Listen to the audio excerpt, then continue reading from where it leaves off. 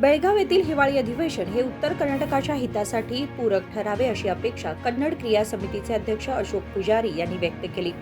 शनिवारी बेळगाव येथे पत्रकारांशी बोलताना ते म्हणाले की गेल्या 13 हिवाळी अधिवेशनांदरम्यान सीमावादामुळेच अधिवेशन गाजले।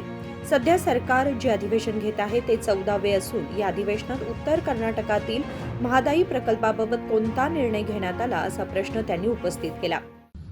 ಬೆಳಗಾವಿಯಲ್ಲಿ ವಿಧಾನಮಂಡಲ ಅಧಿವೇಶನ ನಡೆಸಬೇಕು ಅಂತ ಹೇಳಿ ತೀರ್ಮಾನ ಕೈಗೊಂಡವರು ಎಚ್ ಡಿ ಕುಮಾರಸ್ವಾಮಿ ಅವರು 2006ರಲ್ಲಿ ತಾತ್ಕಾಲಿಕ ವ್ಯವಸ್ಥೆಯಲ್ಲಿ ಜೆಎನ್ಎಂಸಿ ಕಂಪನಿ ಒಳಗ ಆ ಕಟ್ಟಿಗೆ ಬಡದು ಪಳಿ ಬಡದು ಮಾಡಿದ್ರು 2006 ಸೆಪ್ಟೆಂಬರ್ದಾಗ 6 ಮಾಡಿದ್ರು 7 ಮಾಡಿದ್ರು ಅಲ್ಲಿಂದ ಇಲ್ಲಿವರೆಗೆ 13 ಅಧಿವೇಶನ ಅದು 2012ರಿಂದ ಈ ಸುವರ್ಣ ವಿಧಾನಸೌಧ ಆಗಿದ್ದು ಈಗ ಇದು ನಡೆದದ್ದು 14ನೇ ಅಧಿವೇಶನ। ನಾವೇನು ಹೇಳ್ತಾ ಇದ್ದೀವಿ, ಬೆಳಗಾವಿಯಲ್ಲಿ ಅಧಿವೇಶನ ನಡೆದು ಯಾವ ಸಲುವಾಗಿ ಅಂದ್ರೆ ಇಲ್ಲಿ ಗಡಿವಾದ ಪ್ರಕರಣ ಹಿನ್ನೆಲೆಯಲ್ಲೇ ನೀವು ಅಧಿವೇಶನ ಮಾಡತ್ತಾರೆ, ಅದ್ರಾಗೇನು ಎರಡು ಮಾತಿಲ್ಲ।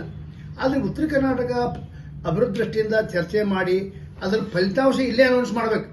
ಇದನ್ನ ನಾವು ಅಧಿವೇಶನ ಆರಂಭಕ್ಕಿಂತ ಮೊದಲು ಹೇಳಿದೆವು, ಒಂದು ATR ಅನೌನ್ಸ್ ಮಾಡ್ರಿ, ಆಕ್ಷನ್ ಟೇಕನ್ ರಿಪೋರ್ಟ್ ಅನೌನ್ಸ್ ಮಾಡ್ರಿ, ಅದು ಇನ್ನೂವರೆಗೆ ಆಗಿಲ್ಲ। ನೀವು ಬೆಂಗಳೂರಲ್ಲಿ ಜಗಳ ತಂದ ಇಲ್ಲಿ ಹೋಗಿಸ್ಬೇಡ್ರಿ, ಅದು ರಾಜಕೀಯ ಇರ್ಬೋದು, ಮತ್ತೊಂದು ಇರ್ಬೋದು, ಇಲ್ಲಿ ವಾದ ವಿವಾದ ಇರ್ಬೋದು। ಇಲ್ಲೇನ್ ಮಾಡಿದ್ರಿ, ಕೃಷ್ಣ ಮೇಲ್ದಂಡೆ ಯೋಜನೆ ಬಗ್ಗೆ ಒಂದು ಚರ್ಚೆ ಆಯ್ತು, ಅದ್ರ ಬಗ್ಗೆ ಏನು ಒಂದು ದೃಢವಾದ ಕ್ರಮ ತಗೊಂಡ್ರಿ? ಮಹದಾಯಿ ಯೋಜನೆ ಐತಿ, ಅದ್ರ ಬಗ್ಗೆ ಏನ್ ತಗೊಂಡ್ರಿ? ಅದು ನಿರ್ದಿಷ್ಟವಾದ ಉತ್ತರ ಇಲ್ಲ। ಆದ್ರಿಂದ ನಾ ಏನ್ ಹೇಳ್ತಾ ಇದ್ದೀನಿ ಅಂದ್ರೆ, ಇಲ್ಲಿ ಬಂದು ನೀವು ಕಾಟಾಚಾರಕ್ಕೆ ಅಧಿವೇಶನ ಮಾಡ್ತೀರಿ, ನೀವು ರಿಸಲ್ಟ್ ಅನೌನ್ಸ್ ಮಾಡ್ರಿ ಸರ್ಕಾರದವ್ರು, ಅಂದ್ರ ಈ ಭಾಗದ ಜನರಿಗೆ ಏನಾಗತ್ತೆ, ಕನ್ವಿನ್ಸ್ ಆಗತ್ತೆ, ವಿಶ್ವಾಸ ಕೊಡ್ತೈತಿ, ಇಲ್ಲಿ ಅಧಿವೇಶನ ಆಗೋದ್ರಿಂದ ನಮ್ಗೆ ಇಂಥ ಫಲಿತಾಂಶ ಬಂತು ಅಂತೇಳಿ।